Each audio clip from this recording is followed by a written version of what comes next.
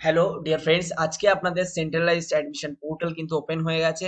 So আপনারা যে কেউ চাইলে কিন্তু রেজিস্ট্রেশন করতে পারবেন এবং আপনারা সরাসরি কিন্তু আপনাদের কলেজ চুজ করতে পারবেন। মূলত আমরা একটু নোটিশ বোর্ডটা দেখে নেব, তারপর আপনি কিভাবে অ্যাপ্লাই করবেন, কিভাবে রেজিস্ট্রেশন করবেন, যাবতীয় ডিটেলস কিন্তু আমরা আপনাদেরকে শেয়ার করব।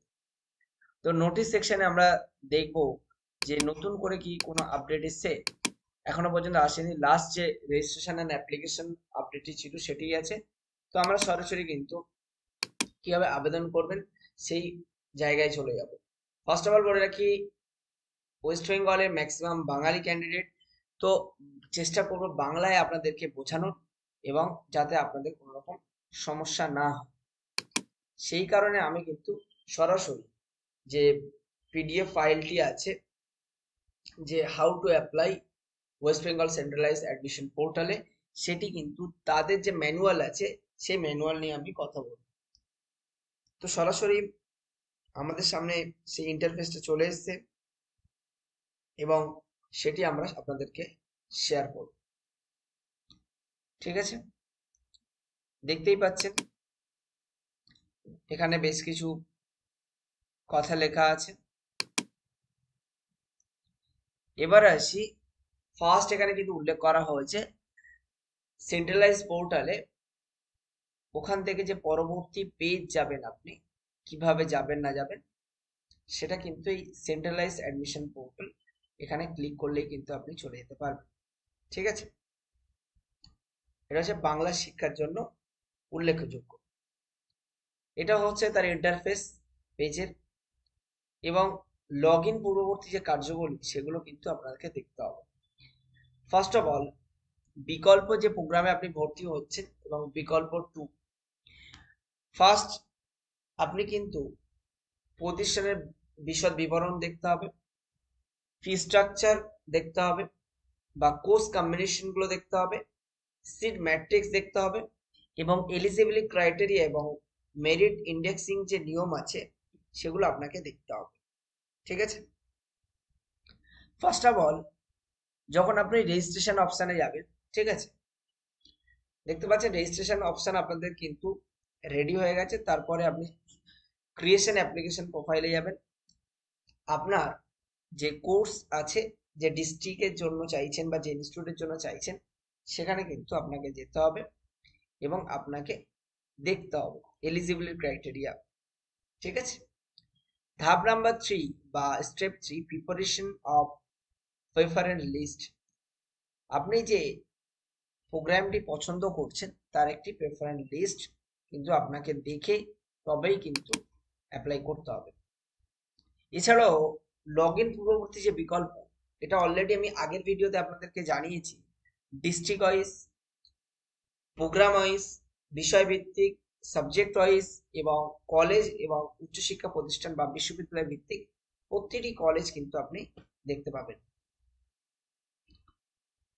ঠিক আছে, এছাড়াও কিভাবে কলেজ দেখবেন, আপনার যে পছন্দের কলেজ সেটি এখানে আছে কিনা এনরোল করা, সেগুলো কিন্তু আপনি দেখতে পাবেন।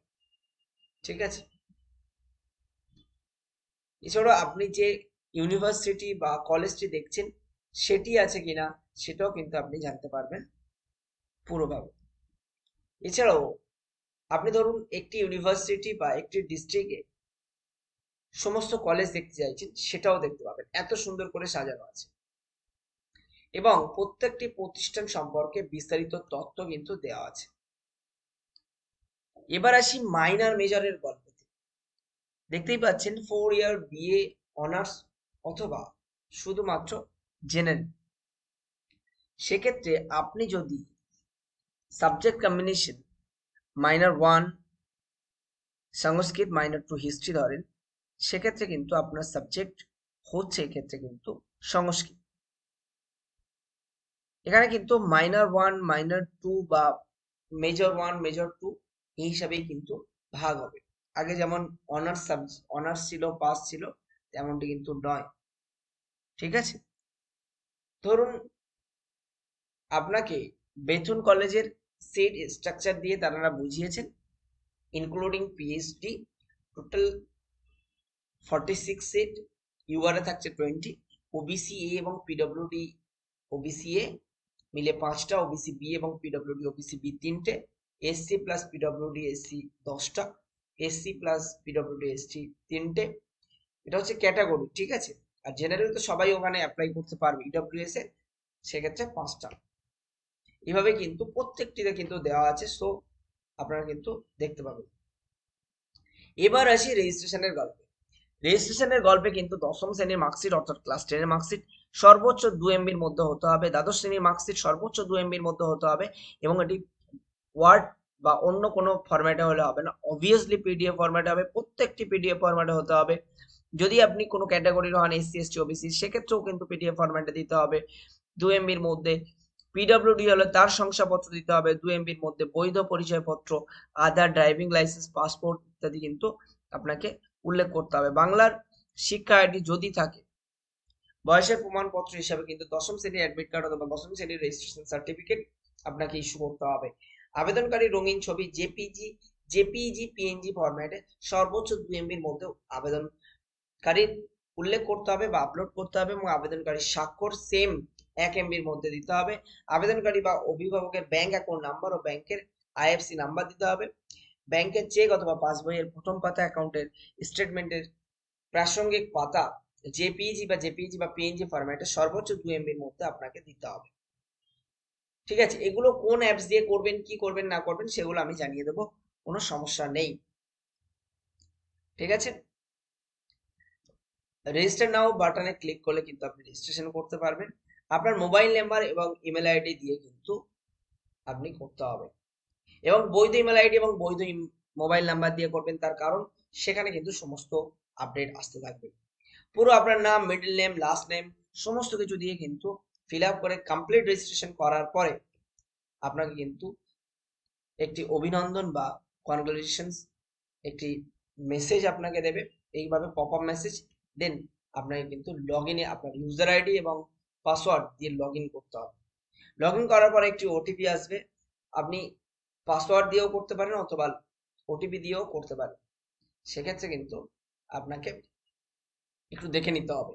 আর আপনি যে পাসওয়ার্ডটি দেবেন সে পাসওয়ার্ডটি কিন্তু upper case, lower case, special character, ঠিক আছে, ডিজিটাল নাম্বার, ঠিক আছে, মিনিমাম 6 ক্যারেক্টার, ম্যাক্সিমাম 16 ক্যারেক্টার কিন্তু আপনাকে দিতে হবে।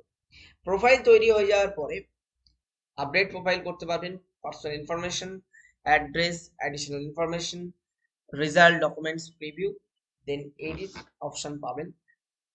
তারপরে কিন্তু আপনার আপডেট কত পার্সেন্ট হয়েছে আপনার প্রোফাইল, সেটাও কিন্তু আপনি দেখতে পাবেন। খুবই সুন্দরভাবে করেছে, এবং প্রোফাইল তৈরি করার পদ্ধতি সমস্ত কিছু কিন্তু আপনি জানেন, এবং সেখানে পরপরই থাকবে। নতুন করে আমি আর কিছু বলবো না, এইভাবেই কিন্তু আপনাকে সমস্ত কিছু উল্লেখ করতে হবে।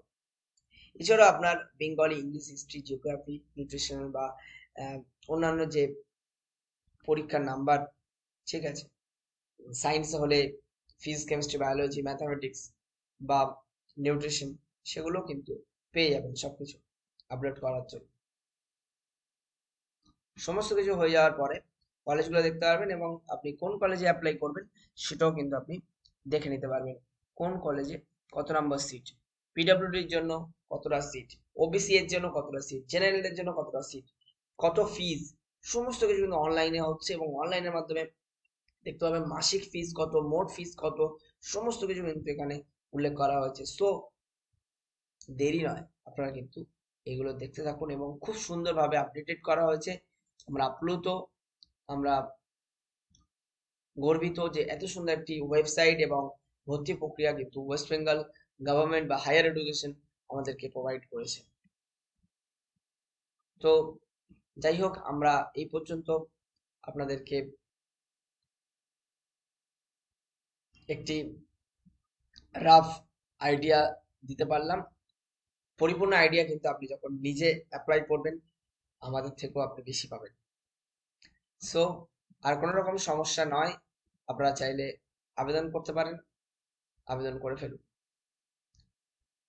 এরপরে পুরো আবেদন প্রক্রিয়া শেষের পরে আপনার কাছে কিন্তু মপ আপ রাউন্ড বা মপ আপ অ্যাডমিশনের জন্য নোটিশ আসবে, বা আদার্স মেরিট লিস্ট পাবলিশ হবে, সমস্ত কিছু কিন্তু আপনি দেখতে পাবেন।